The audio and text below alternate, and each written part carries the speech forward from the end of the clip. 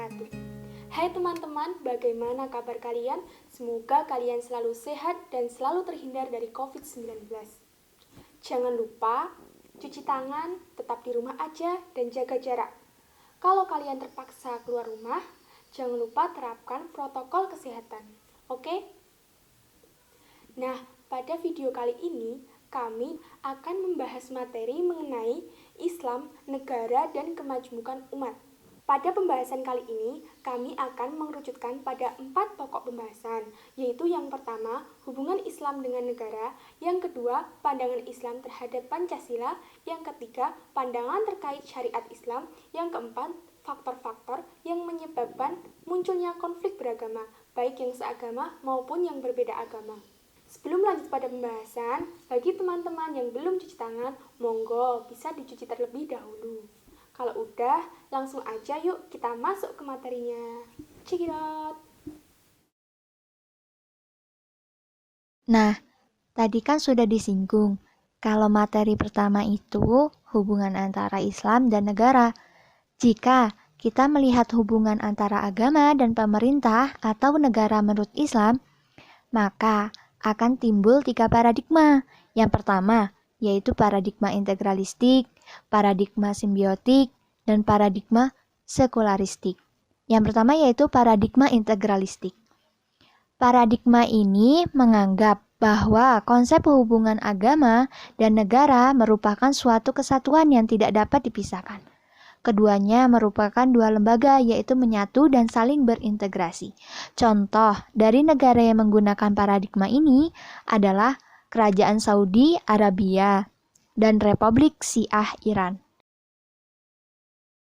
Yang kedua yaitu paradigma simbiotik.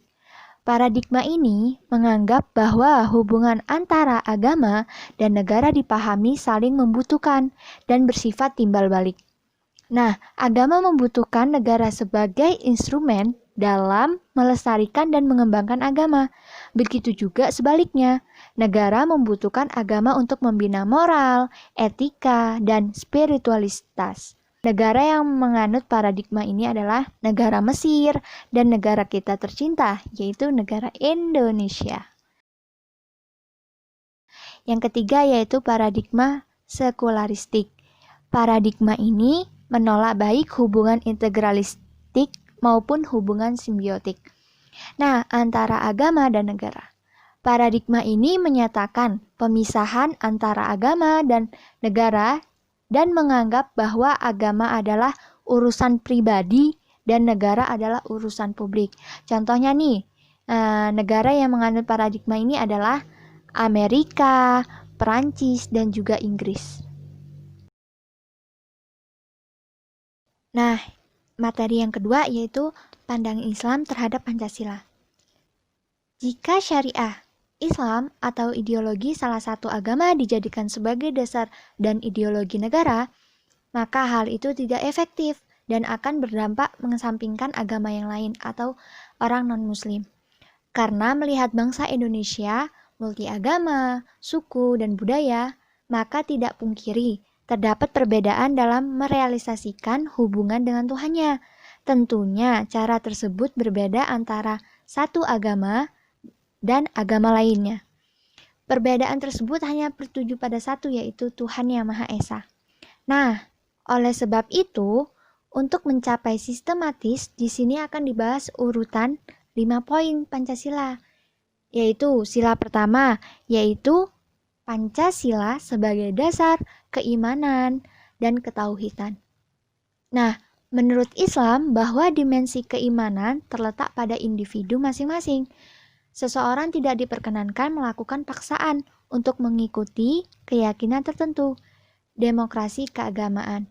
Dalam Al-Quran surah Al-Baqarah ayat 256, yaitu artinya tidak ada paksaan dalam agama. Sila kedua, yaitu Pancasila juga mengajarkan bagaimana untuk saling menjunjung tinggi nilai-nilai kemanusiaan dengan memperlakukan manusia secara adil dan jujur, sehingga akan melahirkan manusia yang beradab, sopan santun, humanis, baik dalam tindakan maupun ucapan. Sila ketiga. Nah, sila ketiga ini dalam hal ini Islam sejalan dengan konsep Pancasila karena secara konkret Islam mengajarkan tentang upaya-upaya menyikapi keanekaragamaan masyarakat dan bangsa, yaitu persatuan dan kesatuan. Manusia perlu diikat oleh persaudaraan. Sila keempat, yaitu pada prinsip Islam menggariskan nilai-nilai tertentu yang dapat dikembangkan menjadi lembaga kerakyatan, pemimpinan, dan bertanggung jawab. Dalam surah Al-Syura ayat 38 yang artinya, dan urusan mereka dimusyawarahkan sesama mereka. Nah, yang terakhir sila kelima, dalam Islam, keadilan adalah manifestasi sosial pertama dari ketauhidan, ketuhanan yang Maha Esa. Prinsip keadilan adalah inti dari moral ketuhanan, landasan peri kemanusiaan, simpul persatuan, dan matra kedaulatan rakyat. Nah teman-teman, lanjut ke materi yang ketiga yakni tuntutan penerapan syariat Islam. Setidaknya ada 3 arus besar dalam menyikapi tuntutan syariat Islam di Indonesia. Yang dapat diketahui yakni yang pertama, arus formalisasi syariat. Kelompok ini menghendaki agar syariat Islam dijadikan landasan real berbangsa dan bernegara. Pencantuman kembali Piagam Jakarta dalam Undang-Undang 1945 menjadi salah satu target utamanya. Arus ini secara politis dinakodai oleh partai-partai Islam yang berlandaskan Islam seperti Partai Persatuan Pembangunan, Partai Keadilan Sejahtera. Yang kedua yakni arus deformalisasi syariat.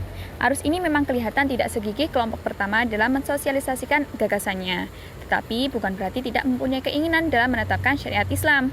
Nahdlatul Ulama dan Muhammadiyah termasuk organisasi keagamaan dan kemasyarakatan yang berada di garda depan mengkampanyekan deformalisasi syariat. Menurutnya, setiap individu muslim dapat melaksanakan syariat secara otonom dan tidak membutuhkan peran negara. Nah, yang ketiga yakni arus moderat atau arus minoritas. Kelompok ini dikesankan mengambil jalan tengah, menolak sekularisasi dan islamisasi karena budaya masyarakat muslim Indonesia mempunyai kekhasan tersendiri. Tokoh yang terkenal dengan arus moderat yakni Kiai Haji Sholahuddin Wahid yang ingin mengambil jalan tengah dari perdebatan yang berseberangan. Nah, materi terakhir yang akan kami sampaikan adalah faktor-faktor yang menyebabkan munculnya konflik beragama, baik yang seagama maupun yang berbeda agama. Sebelumnya, apa sih konflik beragama itu?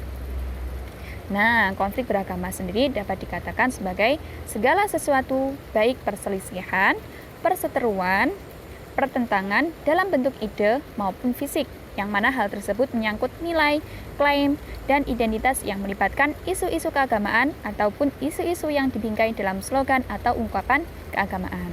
Secara umum, faktor yang menyebabkan terjadinya konflik seagama antara lain yang pertama, yakni perbedaan dalam pemahaman dan penafsiran, klaim kebenaran mutlak golongan, fanatisme golongan, taklid atau buta pada imam. Adapun contoh konflik seagama yakni di Sampang Madura yang mana melibatkan sesama pemeluk agama Islam dalam aliran yang berbeda yaitu Syiah dan Sunni. Penyebabnya yakni konflik ini tidak semata-mata dipicu oleh perbedaan aliran, tetapi juga karena yang pertama yakni fatwa MUI dan PWNU Jawa Timur yang menyatakan Syiah sebagai aliran sesat sehingga penganutnya harus dibaiat menjadi Sunni.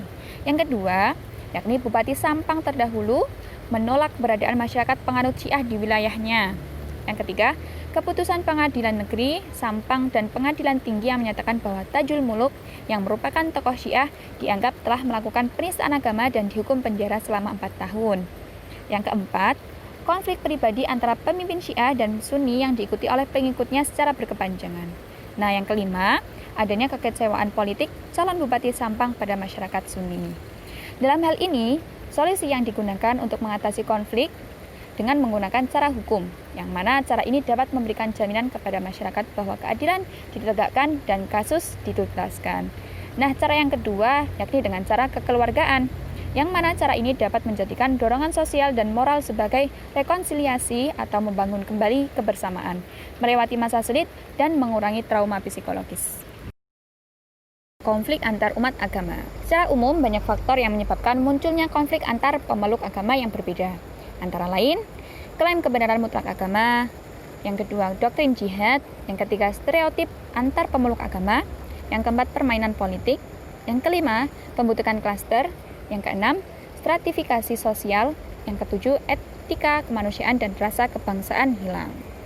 Adapun contoh konflik yang melibatkan SARA di Tanjung Balai yang terjadi antar umat beragama Buddha dan Islam, konflik ini bermula karena adanya protes seorang wanita yang beragama Buddha dan beretnis Tionghoa akan kerasnya suara azan di masjid setempat.